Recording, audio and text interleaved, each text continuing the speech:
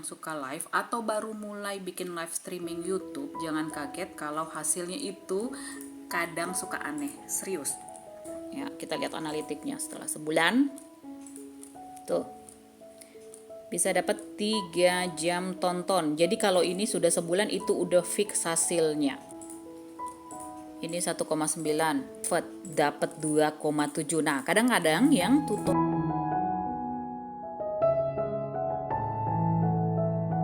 hasil analitik tadi aku live masak sambil cerita tentang love scamming. Dapat 163 view. Aku live 1 jaman. Ada 8 like, 23 chat. Wih, makasih buat yang subscribe. Nah, kalian nih kalau mau dapat subscriber dengan cepat, selain bikin short, sering-sering juga secara berkala bikin live, itu langsung dapat 4 subscriber. Sebelumnya ada 3, ada 2, ada 1. Rata-rata yang nonton 1 menit 22 detik. Dan oke. Kemarin aku tidak live. Tadi bikin 3 highlight. Oh ya, kemarin live. 2 hari lalu tidak live. Ini angkanya, analitiknya itu hari pertama, hari kedua, hari ketiga itu masih berubah-berubah. Jadi kalau baru selesai live ini, wih, banyak banget kayak melonjak, dapat 3 jam, dapat 4 jam. Nah, setelah 24 jam berkurang, kemudian berkurang. Kalau mau stabil tahu angkanya itu setelah seminggu gitu ya. Kenapa? Karena misalnya ada orang nonton dari VPN, ada bot, macam-macam deh kendalanya gitu ya. Jadi kalau mau tahu fixnya itu dapat berapa jamnya, nantilah kalau udah seminggu, apalagi kalau udah sebulan udah fix banget. Guys, jadi aku mau ngomongin soal live nih. Buat yang suka live atau baru mulai bikin live streaming YouTube, jangan kaget kalau hasilnya itu kadang suka aneh, serius. Kadang kita udah siapin banyak banget, udah nyatet poin-poin tertentu yang mau diomongin, udah banyak mikir temanya, udah capek persiapan, bahkan kadang udah niat bikin live yang isinya tuh tutorial yang bermanfaat, yang rapi, yang lebih jalan malah live tema receh yang lebih dapat jam tonton. Itu kadang bikin kesel juga ya. Aku mau kasih lihat hasil liveku sebulan lalu. Rata-rata sama ya, semua liveku itu 1 jaman karena aku sambil masak. Nah, aku mau ngomongin yang ini nih. Ibu-ibu bisa ketipu bule online. Ya, kita lihat analitiknya setelah sebulan.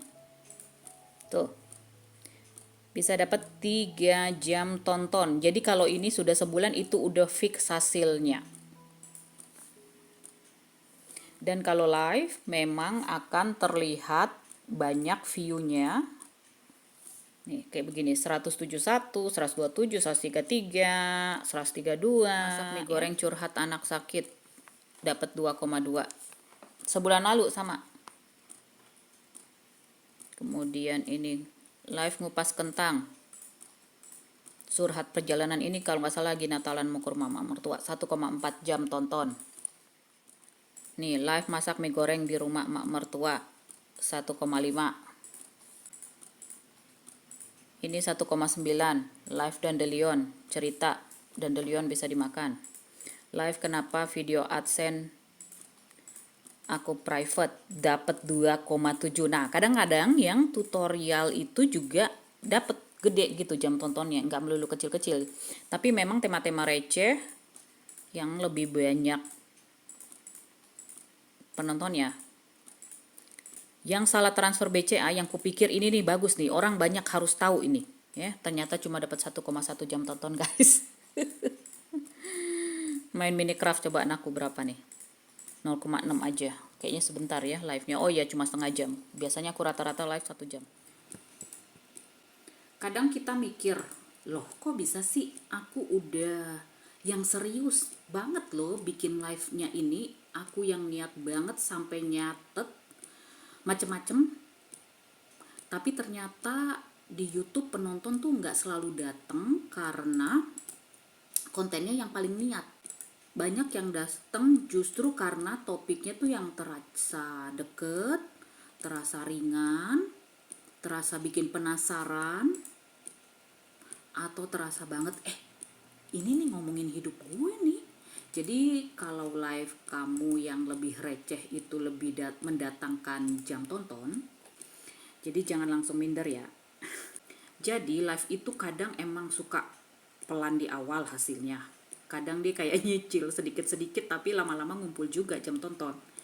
Makanya sekarang aku pribadi malah merasa kalau mau live ya jangan terlalu kaget dan jangan terlalu baper sama hasil analitiknya.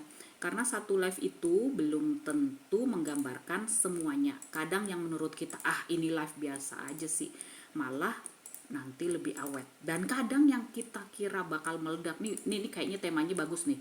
Ya lagi rame, lagi viral gitu ya. Dan ternyata ya itu biasa aja.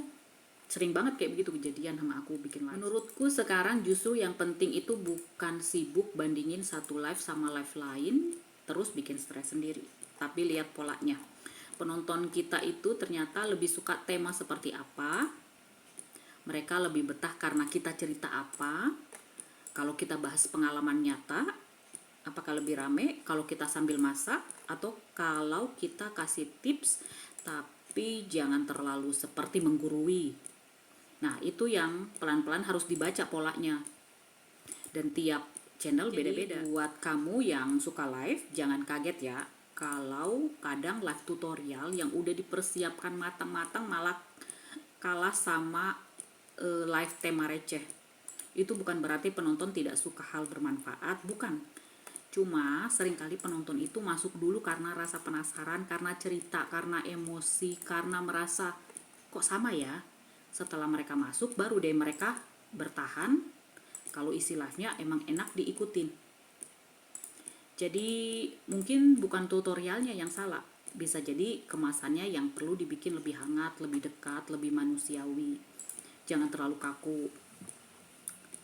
Karena orang itu suka belajar, tapi biasanya mereka nggak mau merasa kayak diajarin. Mereka lebih suka merasa lagi diajak. Waspada biar nggak jadi korban penipuan 3,4. Waspada biar nggak jadi korban penipuan ATM. Ini aku semuanya sambil masak guys. Tuh aku live, dari pokoknya hampir tiap hari deh itu aku live. Sampai terakhir kali live itu 2 minggu lalu. Yang 2 minggu lalu dapat 0,9. Ya. Kenapa sekarang aku sering live ya? Karena itu cepet dapat jam tonton dan cepet dapat subscriber guys. Kemakan iklan Joy Boy 0,9. Ngejar 4.000 jam tonton sambil masak dapat 2,6. Tuh jadi nggak melulu sih jelek-jelek. Copyright, ngomongin copyright dapat 2,8. Ngobrol henti jantung kasus Lula ya 2,5.